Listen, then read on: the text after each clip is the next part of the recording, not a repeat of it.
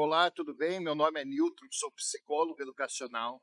Atualmente eu atuo dentro de uma escola municipal e dentro do meu trabalho eu ouço muito queixas de mães, queixas dos professores, queixas da direção e pensando nisso, eu e minha esposa Lília, que também é professora, também é terapeuta, resolvemos gravar uma série chamada Educação que Liberta. Por que o nome dessa série, Educação que Liberta?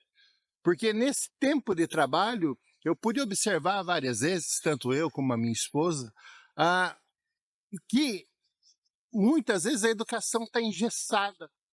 Muitas vezes a educação, que eu falo não somente na escola, mas também a educação em casa, a criação, muitas vezes sem a gente perceber, a gente já segue padrões repetitivos, padrões muitas vezes vem passando de gerações em gerações e a gente não tem consciência sobre isso. Então, pensando em ter consciência, porque quando eu tenho consciência de algo que eu estou fazendo, por exemplo, de um pensamento, de um comportamento, de um sentimento, quando eu consigo trazer isso para a minha consciência, eu começo a ter clareza e começo a observar que eu tenho escolhas. E por que eu estou falando de consciência? Porque talvez você já saiba, mas talvez não tenha isso muito claro. Nós operamos em alguns níveis, níveis de consciência. Quando eu estou desperto aqui, acordado, no aqui e agora, eu estou consciente que eu estou gravando um vídeo. Mas outra parte minha, que é o meu inconsciente, ou como algumas pessoas preferem chamar, subconsciente, ele continua funcionando.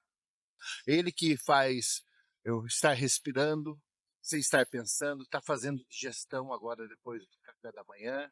Então, o nosso consciente, ele é uma parte gigantesca do nosso ser. E muitas vezes a gente fica no piloto automático. Quer ver, por exemplo, coisas que eu sempre converso com as mães, às vezes. Quando você foi aprender a dirigir, se é que você já dirige, mas eram muitas informações passadas todas de uma vez só. E o seu inconsciente, até mesmo o seu consciente, não conseguia dar conta de todas aquelas informações. Então, entra no carro, arruma o banco, pisa na embreagem, engata a primeira, arruma os retrovisores, isso antes de estar pisando na embreagem. Agora pisa na embreagem, engata a primeira, vai soltando freio de mão, vai acelerando um pouquinho, vai tirando o pé da embreagem, a hora que seu carro vai sair, acaba dando aqueles socos e acaba morrendo. Hoje, se você já acostumou, se você já tem um tempo de prática, você percebe que você faz tudo isso sem ter que usar sua parte consciente. É no piloto automático. Né? O seu inconsciente já cristalizou esse conhecimento e você vai e faz todos esses movimentos. Entra, põe o cinto, já confere os retrovisores e muitas vezes você viaja quilômetros, muitas vezes distâncias longas até chegar ao trabalho e você nem sabe quantos semáforos você passou, quantas vezes você trocou de marcha. Então, o seu inconsciente já absorveu essas informações. E então você opera no nível subconsciente, que nós gostamos de chamar de piloto automático. E no piloto automático, nós fazemos inúmeras coisas. Nosso piloto automático, ele funciona muito bem para inúmeras coisas. Eu dei aqui o exemplo do carro, de você pilotar um carro, uma moto. Mas se você for pensar em tudo que você faz na sua vida, quantas coisas você não faz no piloto automático? Já se pegou olhando para o WhatsApp ou para o celular e apenas rolando o dedo, sendo que você já fez aquilo, já leu todas as mensagens, mesmo sabendo que não tem mais nada, de repente você está ali. O que será que o seu inconsciente está buscando nesses momentos? Para você estar tentando e estar ali num piloto automático.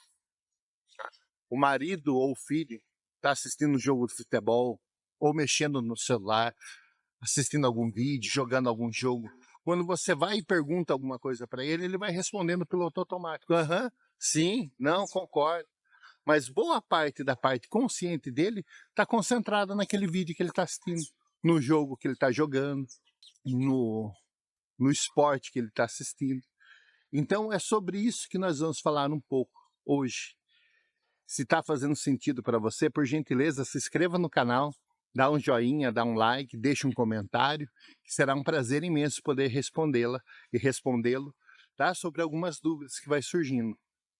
Como eu falei, eu atuo na escola, eu trabalho dentro da escola e diariamente eu ouço queixas das mães, que muitas vezes já cansadas de serem chamadas porque o seu filho fez alguma coisa na escola ou está com algum comportamento que sai um pouco da curva do que é normal ali dentro daquele ambiente. E nas conversas que nós vamos tendo, muitas vezes eu posso observar que talvez essa criança, ela está com aquele comportamento, não somente pelo fato da escola, muitas vezes sim ocorre dentro da escola, muitas vezes a criança, o aluno, é vítima de situações ali dentro da escola. E quando eu falo vítima de situações dentro da escola, é que às vezes muitos professores, ah, muitos colaboradores não sabem do poder da palavra que tem para aquela criança e muitas vezes acaba com a intenção positiva de ajudá-los, direcionar para algo bom, acaba encaminhando para algo ruim. Então, nas conversas com os pais, nós vamos alinhando. Vou tentando entender como que tá as coisas em casa, como que está ocorrendo, se está ocorrendo algo de distorcido ou não. E eu pude observar que muitas vezes essas crianças vão dormir assistindo a tela de um celular ou a tela da TV, por exemplo. E isso indiferente da classe social, isso indiferente da etnia, indiferente da se é uma escola particular, se é uma escola pública, se é uma escola do Estado. É um comportamento que atualmente está instalado na nossa sociedade. E o que tem de ruim eu dormir assistindo um vídeo, eu dormir assistindo algo? Como nós estamos falando de consciente e inconsciente, quando eu durmo, o que apaga é essa minha parte consciente. O meu inconsciente, ele funciona 24 horas por dia, 36, 365 dias por semana, então ele não para. Quando eu durmo, é como se a minha proteção, a, como se eu pudesse filtrar informações, esse filtro vai por água abaixo, essa proteção fica aberta. Então, tudo que a criança, que o aluno, que o seu filho, que o meu filho está assistindo no celular ou na TV, entra diretamente para o inconsciente. Então, fica como se fossem informações direta para o seu inconsciente. E o seu inconsciente, ele não tem muitos filtros.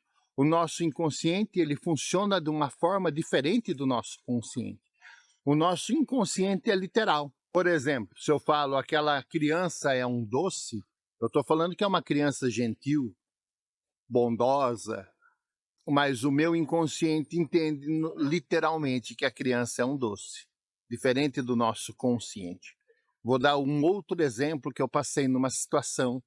Na época que estava tendo aqueles atentados na escola, teve vários alunos que entraram em pânico, não só os alunos, os pais também, os colaboradores da escola. É, é óbvio e fácil de entender essa situação. Porém, especificamente, tinha um aluno que não queria voltar mais para a escola. E aí chama os pais, vamos conversar com os pais, vamos entender essa questão.